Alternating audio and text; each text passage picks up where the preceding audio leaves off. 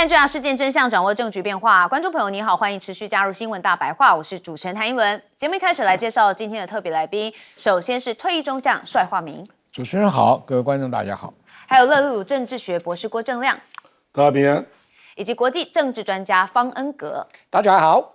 好，观众朋友，我们看到今天是3月20号，所以这场美伊开战是已经到了第21天了。好，所以我们看到最新的讯息其实也让伊伦吓了一大跳，也就是美军的 F-35战机疑似遭到伊朗的火力击中。好，那当然用讲的大家想说就是一个消息而已，但是你们看到这是画面已经出现了哈。好，伊朗呢这边上空执行作战任务期间这个 F-35的逆中战机，美军的这边突然有突发状况，被迫紧急降落在中东地区的美军基地。好，所以呢就说这个战机疑似遭到伊朗的火力击中。好，所以就有相关的画面哈。好，那伊朗也是首度的成功击中了 F-35战机。好，但是 F-35战机是逆中战机，所以到底为何会被击中？我们先来看到俄罗斯的官媒 RT 就有做相关报道说，击中这架 F-35战机的武器可能是一个叫做358飞弹的装备。好，是为了伊朗在2010年后期自行研制的地对空飞弹。好，这个武器又被叫做 SA-67。好，据说结合了是传统防空飞弹跟长程无人机的特性，能够在空中长时间的滞留，然后作为一个制空攻击弹药，等到目标出现的时候再发动攻击。好，那当然我们看到了，这是俄罗斯媒体所说。那伊伦想说，哇，这么厉害的武器还可以在空中长时间的滞留。好，伊伦不是很了解，我们等一下来问来宾这太厉害了，过去伊朗都没这么厉害，怎么突然这突飞猛进？好，但是美方并没有承认战机被击落表示飞机已经安全的降落，那飞行员的状况也是相当的稳定。好，那这个 F-35其实是在这一次这个美军打伊朗的主力战机。好，这也是全球最强的逆中战机，它到底被击中的原因是什么呢？我们看到有一些分析说红外线的侦测因为伊朗宣称使用的是新型的先进防空系统。好，虽然 F-35能够大幅的躲避雷达的探测，好，但是发动机排放的热气仍然会产生红外线的信号，所以战机在低空或是特定角度飞行的时候，被捕捉并锁定的几率就会因此而增加。好，这是一些相关分析因为 F-35被认为非常厉害嘛怎么会被 target 呢？好，那击中了 F-35战机之后，伊朗现在当然是觉得你们看美国也不就这样嘛他们的武装部队中央司令部的司令就说今天打击美军第5代战机 F-35只是其中一个，他甚至还呛瞎说他们应该期待更多的惊喜。好，那目前看起来美国的这个首艘升级版的神盾舰也投入了这场战局当中。好，这是美国官方中央司令部的证实，说首艘接受升级计划的伯克级神盾驱逐舰叫做平克尼号，好，已经在之前投入了史诗怒火当中，而且发射的是战斧巡弋飞弹，打击了伊朗的目标，那创下该升级型这个舰艇的首次实战记录。那我们之前不是也常常讲吗？从这个冲绳2000多人的这个迪黎波里号2栖突击舰，到底现在在哪里呢？目前说已经通过了马六甲海峡，预计是在下周就会抵达到中东。好，但是到底这2000多人去中东要干嘛呢？等一下也要再问问这个专家，因为伊伦也实在看不懂。好，那卫星图像显示说多国的美军设施也遭袭受损。好，包含的是美国在巴林、哈连酋、伊拉克的军事设施跟装备都被攻击，而且有受损的状态好，那攻打伊朗的战损也曝光。现在据彭博社的报道说，开战以来美军呢已经损失了至少是16架的军机。好，包含的是有10架死神无人机遭到了击落。好，那也有2架是死于意外的事故。那3架美军的 F-15遭到了友军的误击那另外1架是 KC-135的空中加油机，也在加油作业的时候失事。所以可以看到，除了有这个被攻击之外他们自己出的状况也是蛮多的好，那现在到这个目前为止打了将近是3周了。我们看到赫格塞斯有特别说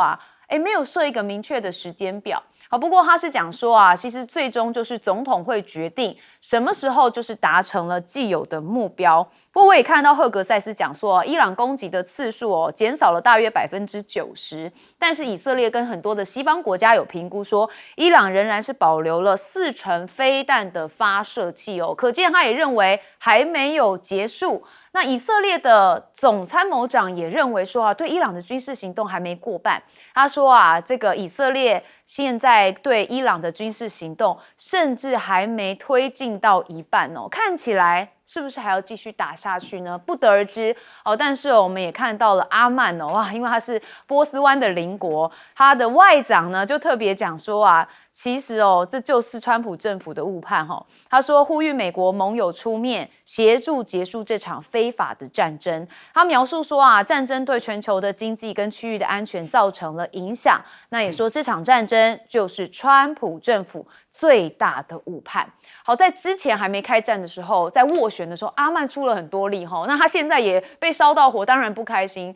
那我们还是看到了 F-35今天最大的这个中东的头条。我们先问亮哥，这个 F-35照理讲应该是逆中那伊朗怎么会看得到？对所以伊朗就解释了，说它是用红外线侦测。那因为 F-35飞了之后，它还是会有热了。那它一定要飞得相当低才碰巧被它看到。那俄罗斯讲那个358飞弹，事实上是反无人机的巡弋飞弹，所以它基本上只能够射100到200公里。那飞上去之后，它会自己找，可是都是打无人机你怎么可能刚好打到 F-35？对啊，这个就有点像是瞎猫碰到死耗子，因为你有热源嘛，就盯上你那可是必须要在类似的高度了，这个飞弹没有那么伟大了讲得很伟大，对不对？它是反无人机巡弋飞弹那这个坦白讲，今天美国的媒体就只有一个媒体讲这件事，就 CNN 那 CNN 川普认为他是反正就是伊朗同路人之类的那其他媒体都没有登。那美方是说它是机械故障，所以跟被打到无关因为这个如果是被打到，那这个是很大的新闻因为 F-35没有被打下来的记录没有那会不会是刚好就是我们讲的就是你的热源被红外线侦测测到然后刚好用无人机巡弋飞弹就把你打下来了这个帅将军等一下再做解释我看起来是觉得我是难以相信那我觉得今天比较值得注意的是纳坦雅胡昨天讲的话了。他说这个战争会比大家预期更早结束昨天事实上，包括美国股市的后来的稍微反弹，还有尤其是油价，油价其实不是跟贝森特当然有说海上伊朗的浮油啦，1.4亿桶，就让它合法交易吧。不止这个，更因为感觉好像纳坦雅胡要收山了，所以国际油价昨天波动得非常厉害一度到112，收盘是103，所以大家本来都吓坏了。可是我觉得现在是这样以色列基本上已经差不多打完了，因为以色列也不可能让伊朗投降嘛。那基本上他已经对伊朗做了斩首，有50个精英被打死，也对重要的设施也都做了地上的毁灭动作那个核设施、地下的导弹、兵工厂，坦白讲你也打不到了。然后黎巴嫩他也做了必要的攻击，而且可能会永久占领往前推40公里，所以以色列基本上已经可以体面结束了。现在重点是美国，美国怎么结束？因为对以色列来讲，赫姆兹海峡的主控权那不是他的事赫姆兹海峡的主控权是美国的事，而且是美国作为全球霸权的大事。坦白说，这个世界上有几个海峡是最重要的，赫姆兹海峡就中东嘛，马六甲海峡就是东南亚跟东海嘛，对不对？另外一个就巴拿马运河嘛，就中南美洲嘛。那美国是完全控制，可是以目前的状况，他一定要把它拉回来，不然我跟你讲，这个对战后中东的格局哦，我觉得会有蛮大的影响的。比如说海湾国家会怎么想？你美军基地保护不了我，那我一定要想办法跟伊朗打交道啊。那这个就会有点类似1956年埃及收回苏伊士运河，那因为埃及收回，所以所有的周边国家都要跟他打交道，就会变成这样，所以会动摇美国在中东的位置啊。好，帅将军对于 F-35，首先要跟大家讲，世界上这个逆中跟隐形是两码事啊。逆中是什么意思呢？就是雷达看不到你，雷达呢可以很远就侦测一个目标，但是它的涂料吸收了雷达波，所以你看不到它，叫逆中。但是作战的时候不能隐形，在哪里呢？因为这个红外线呢，它的距离很短，热感的这个距离侦测距离很短，所以以前空对空的飞弹的时候都是有红外线的导引设备。那红外线，伊朗这个飞机，照严格讲起来不像是个导弹，它就是一个无人机，但是它可以自空，但是它有侦测红外线。各位听懂了没有？红外线只有距离近的时候才能够侦测到，距离远，热源太远就消失了嘛。热源近，所以以前 dogfight 的时候，所有的飞弹都是有红外线设备。那这架 F-35比倒霉的呢，是因为它飞得很低。这个伊朗这个是干什么用的？你知道吧？它前面有个弹头嘛，它在天上可以做时间长的巡弋，它用来是对付敌人的无人机群，一大群的无人机。它在这个无人机中间找到热源以后，它一个爆炸，这个碎片可以击落很多无人机。但是它这个爆炸的碎片呢，又不足以把 F-35打坏掉。就是说，我们在2次大战空战里面看到很多飞机满身都是疤，这没有把驾驶员打死，没有把油箱打爆，没有把引擎打坏，飞机都可以撑回来。那这架35的状况就是说被弹片所波及，但是飞行的性能还能操控，所以它回得来。那这个飞弹，这个伊朗这个是有价值的，因为你面对人家几百架的无人机一起来的时候，你在中间引爆一个弹头是可以击落不少。那这次刚好瞎猫死老鼠碰到这只 F-35B 呢，飞的他以为够低了，他认为没有什么防空系统可以威胁我，所以速度飞得比较低，飞得低呢，碰巧碰到这个无人机在那边，它热感一感到了，它就爆炸。它不是直接命中，就是说感应爆炸，就是你在我多少公尺之内，我收到你的信号，我就爆了。碎片波及。对，我们以前那个防空飞弹很多都是这样子。好，方律怎么看？从政治的角度来看，Trump 不会很在乎，真的，因为是到目前为止伤亡人数是没有很多。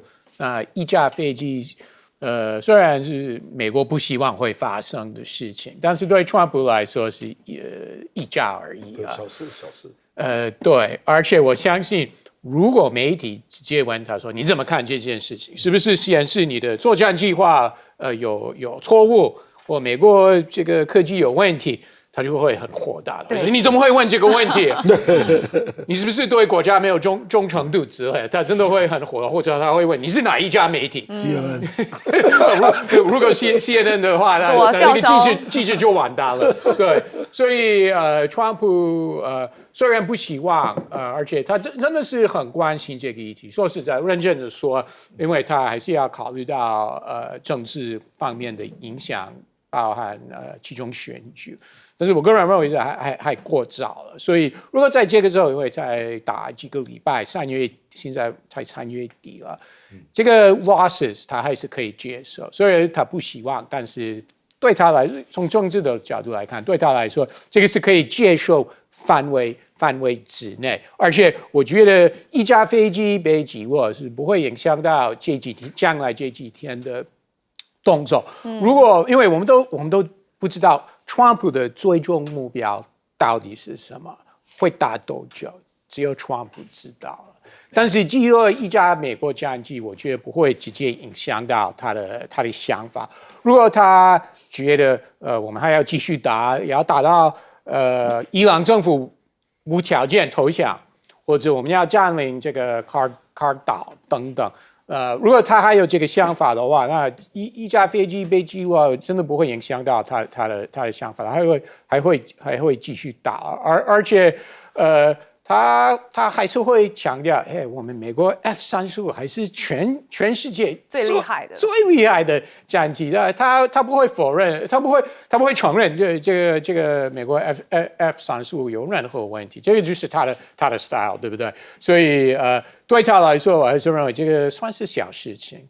是，但是我们很好奇哦，因为这2200人哦，大家就是说，像您刚刚有讲到哈尔克岛，那您正认为这个川普会派这些人去夺哈尔克岛，或是派地面部队吗？我觉得可能性很大，而且是越来越大，因为到目前为止，伊朗政府没有投降。那而且我猜啊，川普和他团队有传讯息给伊朗，你不投降的话，那我们不排除我们会登陆这个卡尔岛啊。所以伊朗也知道这件事情，所以其实是由他们自己决定。但是如果继续打的话，再打几天几个礼拜，这个可能性真的是越来越大。而且如果战争部那边不管是 Hegseth 战争部长或将军团队有跟川普说，其实我们觉得登陆的话，损失不会太多了。我们已经做相关的准备跟分析，我们觉得我们武器人数、训练准备都足够的话，那总统我们认为不能排除有伤亡人数，但是应该不会很多。如果他们真的给川普这个 message 的话，如果真的是这样的话，那川普就不会有太多的政治疑虑，就会给他们开一个绿灯。好，但是我个人认为啦，派入地面进去的话，恐怕后续美国内部的效应是更大哈。我们休息一下，马上回来。不太可能。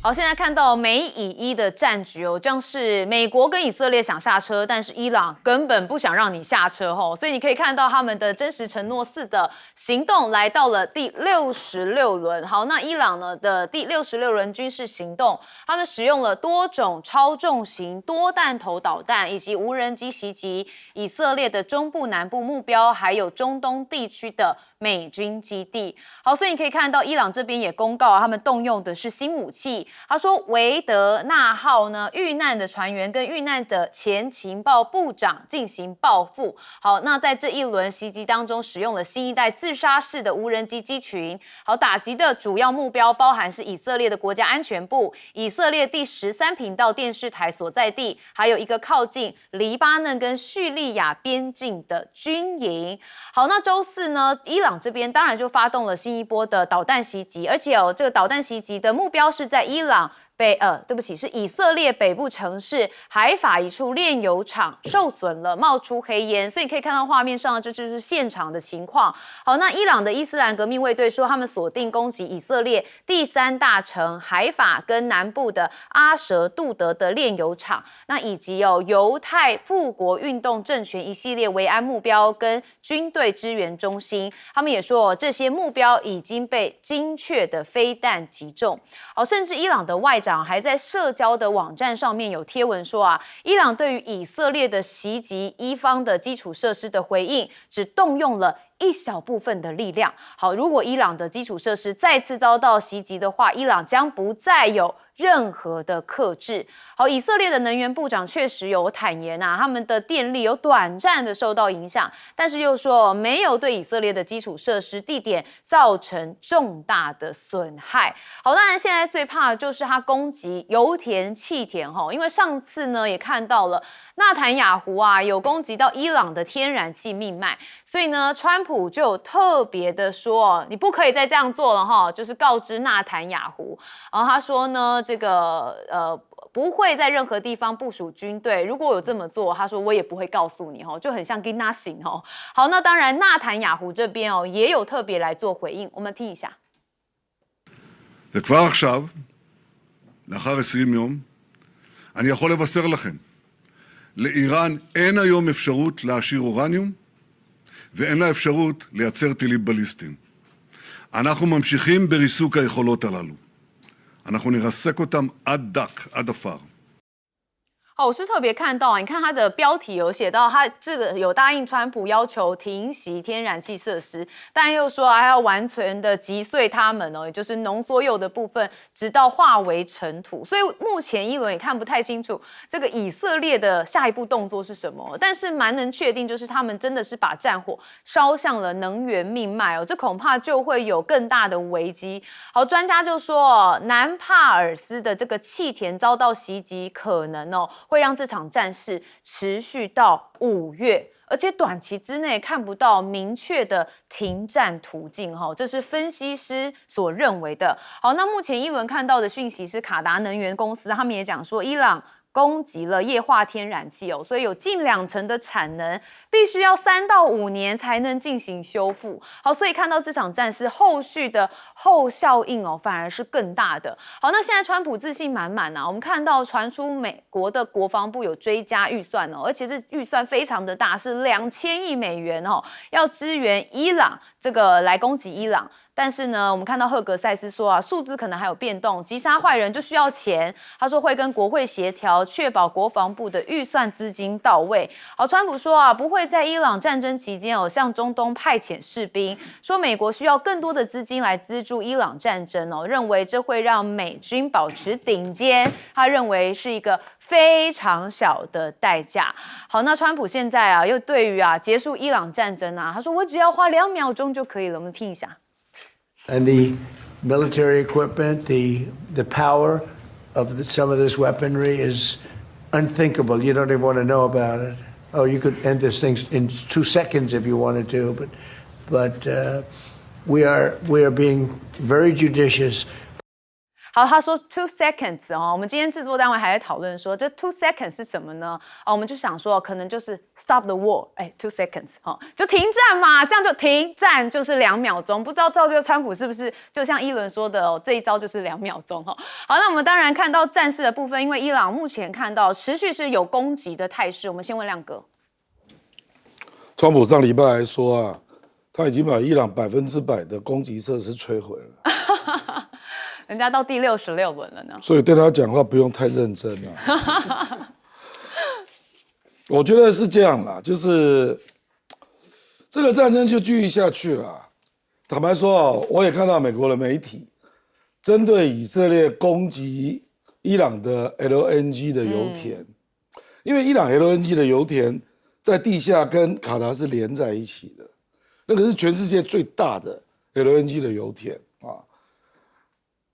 就很多人觉得很纳闷，说川普为什么会允许以色列打那里了？因为伊朗不会因为这样去打以色列啊，他一定打卡达啊。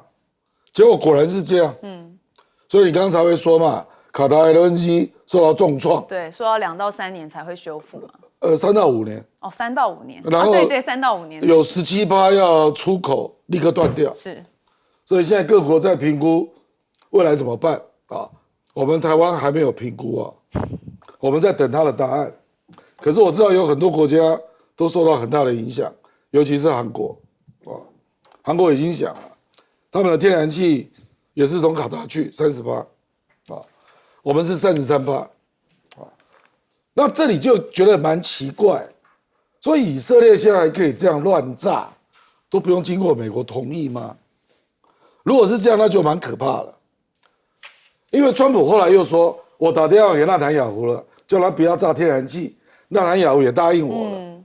他这样回答好像是说以色列去打我不知道可是我跟你讲，美国有很多人都说川普知道，那川普为什么会同意？那如果说你没有同意，可是以色列去做让大家很难收拾的结果，管不住嘛。因为那一天那个油价冲破100，就是这件事嘛，对不对？那后来贝森特才出来做紧急处理嘛，说什么要把伊朗的1.4亿桶的浮油全部自由合法交易啊。所以我觉得真正的问题真的是在于美国到底能不能够控管以色列的行动啊？就以色列你的目标可能跟美国不一样，这我们可以理解。以色列绝对没有想跟伊朗谈和的啦，他就要壮壮你的能力，让你在未来几年内没有能力打我，是啊，然后也趁这个机会往前占领黎巴嫩的土地嘛，作为这个缓冲区嘛。我认为以色列的目标已经达成了，那为什么还要打 LNG 田呢？那这个就是以色列认为这个对于削弱伊朗的国力是必要的。美国接受吗？我觉得这场战争真正的重点在这里，就是以色列有些问题他是不 care 的，比如说赫姆兹海峡，那跟他没有关系啊。可是这个是美国的问题啊，美国要处理赫姆兹海峡，那美国也要去控管整个能源供应的问题啊。以色列不需要管这种问题，所以如果美国对于以色列的行动不能做有效的节制，那我跟你讲，未来问题可大了。那打到4月、5月都一样啊，因为我们比较可以预判啊，美国大概打到什么地方，大概见好就收。可是以色列还会打哪里啊？那个伊朗的报复行动可能都针对阿拉伯半岛，那就没完没了了。我倒是有听说嘛，这个以色列的纳坦雅胡对于战争他是想要持续下去的哈，因为他这样也可以稳住他自己的政权。不知道将军怎么看？这个纳坦雅胡很明显，他的企图啊，就是要不让美国能够脱身。你美国脱身的话，他一个人去面对，有美国人在那边拖到，对不对？那什么时候停战呢？那除非美国跟以色列达成的协约里面对以色列有所保障或者限制。他现在就是刚刚亮哥讲的，能把你所有的力量能摧毁多少摧毁多少，你能赚钱的东西我给你打掉，你没有钱你就没有办法制造后面的武器。他行为是这样子，行动上就是不希望你美国撤走，所以美国的话他不见得听。你美国不是很 care 全世界的天然气吗？全世界的物价通货膨胀吗？我就让你树叶尽风不止，他就是那样搞。第二个呢，伊朗现在的打法就是说，他为什么打到以色列的基础设施电啊什么有，他让以色列的老百姓去烦纳坦雅胡，让以色列的人民的厌战心理提高，也是他釜底抽薪的办法。你要用武力直接干掉以色列，打不赢的，因为你的兵力没有 project 到以色列的本土啊，你陆军再多也过不去啊。所以这个问题就是说，只有让纳坦雅胡本来已经不受以色列老百姓爱戴了，因为你贪腐了，什么案子一大堆，对不对？现在只要在以色列老百姓天天躲警报，天天缺这个什么缺那个什么，让纳坦雅胡能够下台。所以这个东西各有各的盘算啊，各有各的盘算。美国的困扰就是说，你在世界警察霸主的地位，你后面不是海峡怎么解决？这个是让美国很伤脑筋。他为什么要求各国来护航呢？但你们这些军舰一起来被打了以后，大家一起反以色列，这个目的没有一个傻瓜会愿意这样做的。所以川普，我是在等呢，他的战果吹得越大，他撤走的可能性就越高。我已经赢了，我已经找不到目标好打了。我最感兴趣就是那个2栖登陆舰，你到底要干什么？是，你要通过赫布兹海峡里面去占那个岛，我跟你讲，你活不了。你去打伊朗的本土，你自己踩进泥沼，自寻死路。月底才会到。所以我最感兴趣，也许我们的军事学养不够，不知道你这2000我也想不出来，2000人能干什么？是你夺个小岛是有可能。通常你后面没有大军的支援，你唯一能快速支援他的是空降部队，就巴尔空降师。巴尔空降师，但是一个师加这2500人又能怎样？要占领那个哈克岛后面的补给问题也要注意。你要占领哈克岛，你的2栖登陆舰进不去，你空降下去，你的后勤补给怎么办？那问题，而且你那个岛还在伊朗的飞弹甚至于火箭炮，这个火炮的射程范围很近嘛？那你怎么存活？直接变成目标。你要在那个岛上存活，就像金门一那样。个哈克岛距离霍姆斯海峡400公里耶，你怎么进去？是你被人家那打靶一样打。对，所以你那个水道只有3公里宽，大家一直讨论的问题。你船也开不快，你在我面前慢慢走，我就慢慢打嘛，练靶子。哎呀，方律怎么看？其实内塔尼亚胡的状况跟川普是很相似，因为年底以色列也要选举，对不对？而且其实我们到目前为止，我们不知道内塔尼亚胡会不会想再次参选，或他会趁这个机会下台，这个目前是个问号。但是他应该会想继续执政，所以他跟川普一样，因为川普要关心其中选举，那内塔尼亚胡要关心这个国会重选的问题，所以对他来说，他也是希望这个战争是很顺利，不要造成太多的不管是军人的伤亡或平民的伤亡，所以他的确是有这个疑虑啊。他也有除了来自国内的压力，当然他也有来自川普的压力，但是他们2个人之间的互动真正是什么情况？我觉得我们都在局外，我们真的不知道。谁说你可以攻打什么目标？谁说你不能啊？我们不知道，我们真的不知道是实现讨论。川普说可以，或川普说你不可以，但是内塔尼亚胡还继续做。我们真的这样猜，我们真的不知道他们2个人的内幕。但是到目前为止，虽然川普说以色列不会再次这样做了，但是川普好像是没有跟内塔尼亚胡特别生气了。真的没有对他特别生气，我觉得他没有，因为如果真的事先知道，如果很生气的话，他就会直接，而且川普又是一个不能藏的人，他会直接批评嘛，对，他会说内塔尼亚胡他的判断力不对或怎么样，川普一定会公开批评，那他这次是没有，所以我认为对怎么进行这次战争的相关的行动，他们的想法还是会到目前为止相关的意志了，合作度还是很高，对，没有他们没有什么分歧的意见的状况，但会维持多久？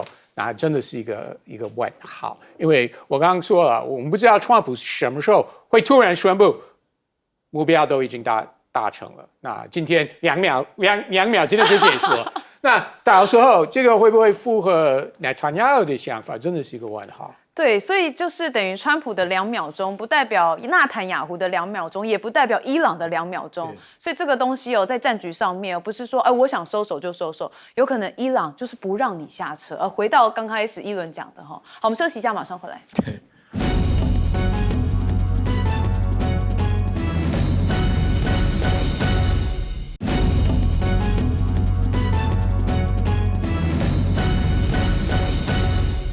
好，我们刚刚讲到是今天凌晨这伊朗这边发动是第66波的军事行动。好，但是呢，在19号凌晨他们发动的第64波行动当中，我们也看到他讲说打击目标包含以色列本古里安机场，还有海法以及里熊莱西安等地。那也说美国的第5舰队也被命中。好，这是伊朗这边所称的哈。好，那我们要看到的是伊朗现在有意要征收的是海峡峡通行费。好，那伊朗国际这边就有做相关报道说，要针对途经荷姆兹海峡的商船来征收通行费跟安全费。好，不仅会增加国库的收入，还能获得另外一项威慑全球的强项，来扭转伊朗的处境。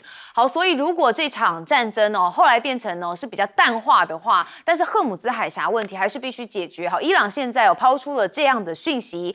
好，所以我们看到伊朗最高领袖穆杰塔巴的发言人就有说，那征收的通行费实际上是可以起到制裁西方的作用。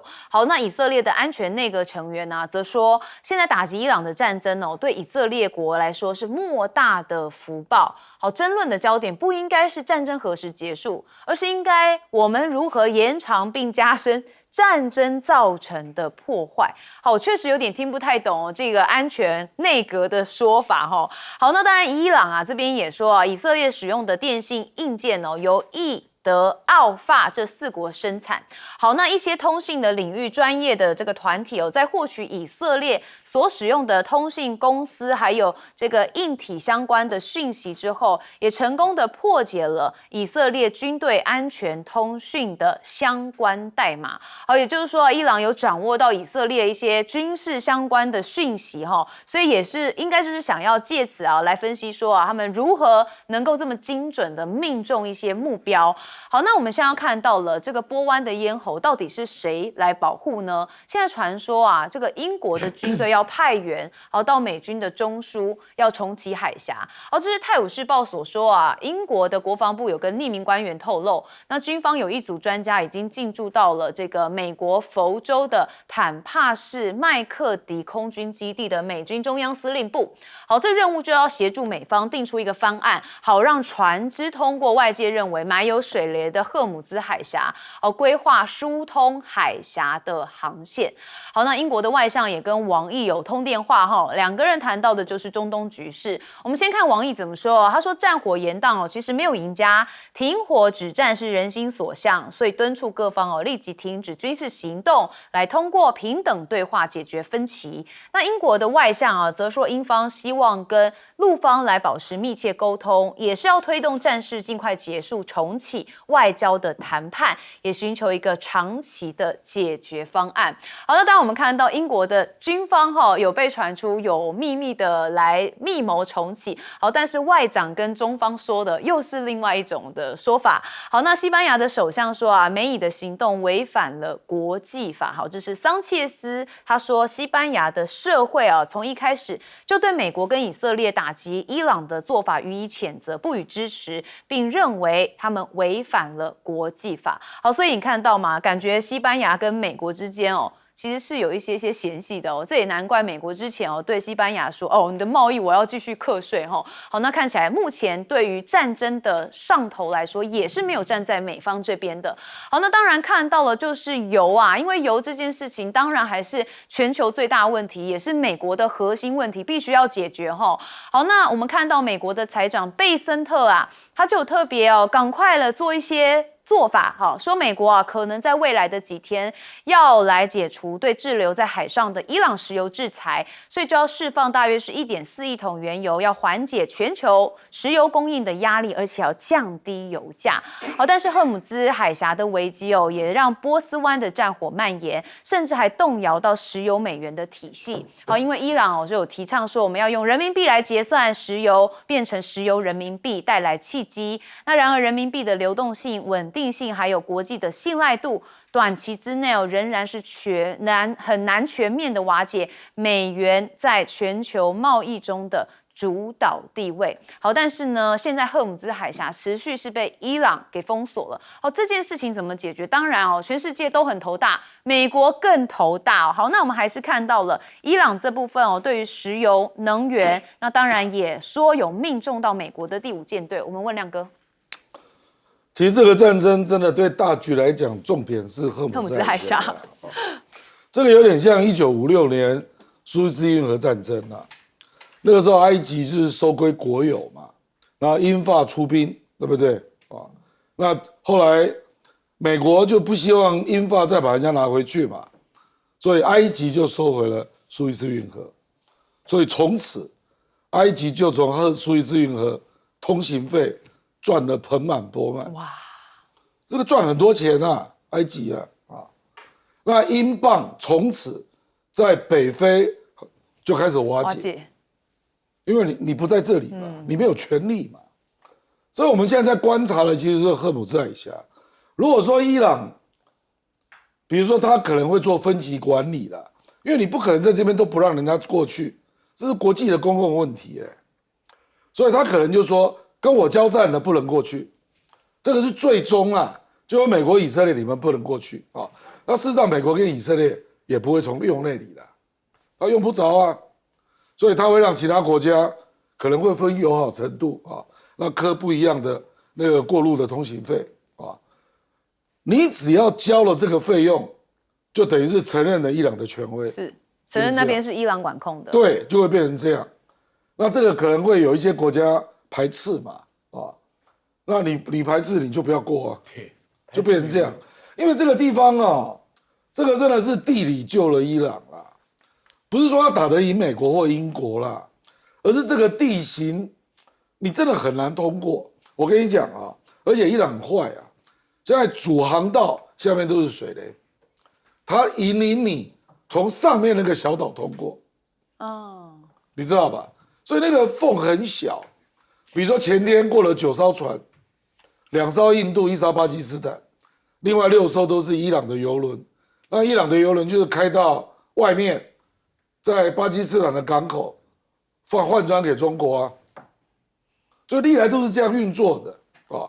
那你现在就要问嘛，你说美国2艘2栖驱逐舰要经过这里，你没有开火，你怎么过啊？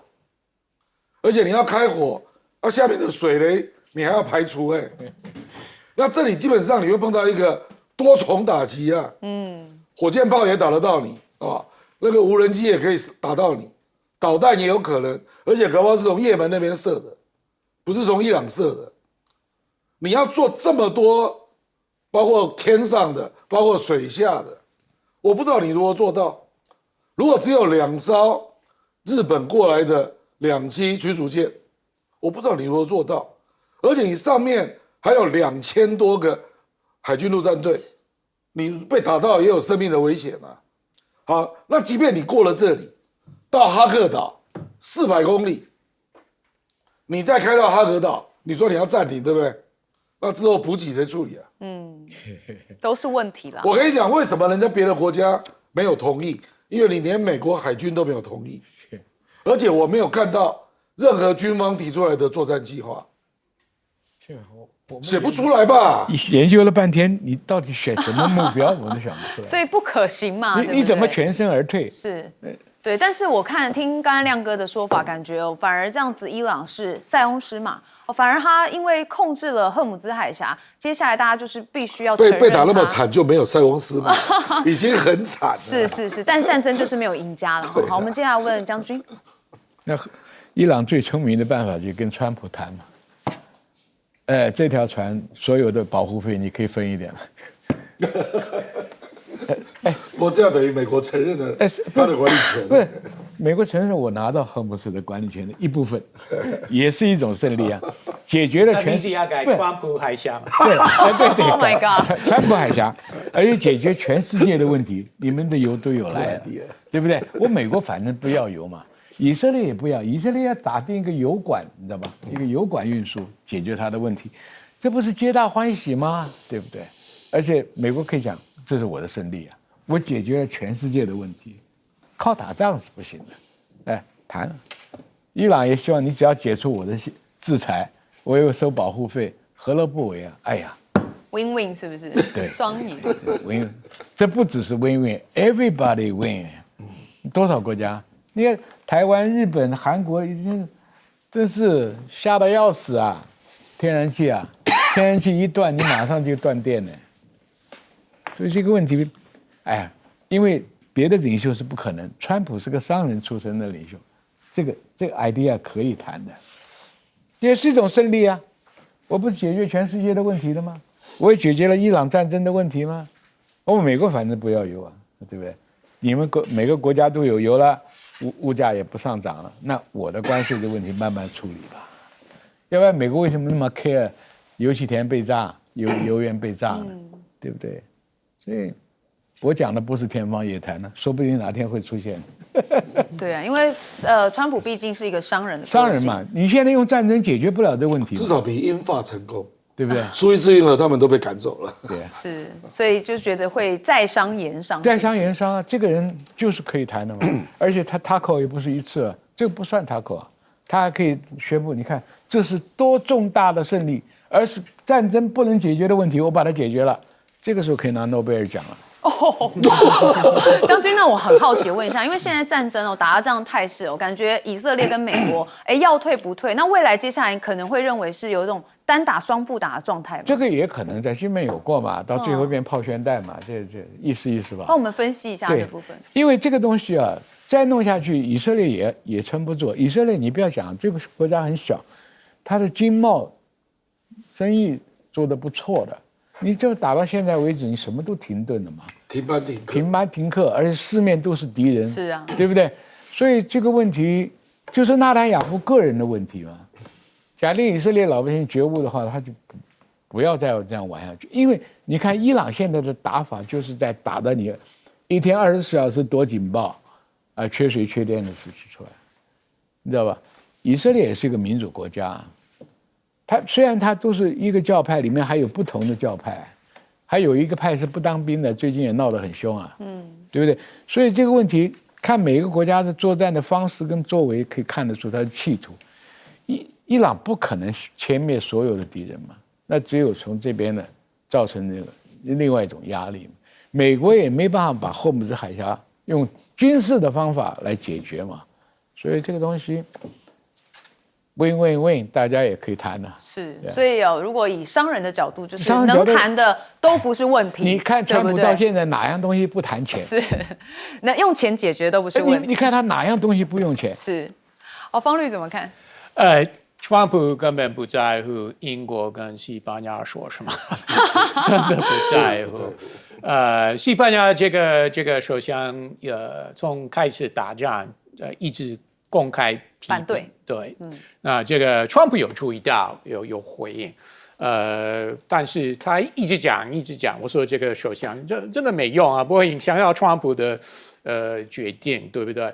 那英国，我认为川普他对英国有点不满，但是我相信英国还是在背后已经在帮忙美国了，毕竟是盟友了，所以不管是在情报方面或答应美国用英国军事基地等等，其实英国已经有一些动作，那会不会派战机或海军直接攻打伊朗？目前伊朗英国还不愿意，但是其他的帮助应该是已经给美国了。川普知道，在这个两国之间，英国跟美国这个 relationship， 这两国关系之间是美国有优势，所以英国还是会配合美国。Always like this， 真的，美国每次打仗，英国都会配合。所以英国外交部长跟王毅通电话讲什么，美国一点不在乎，真的是对美国来说完全没有意义，因为美国知道最后英国还是会配合美国的政策了。对，那西班牙真的更不用讲，真的。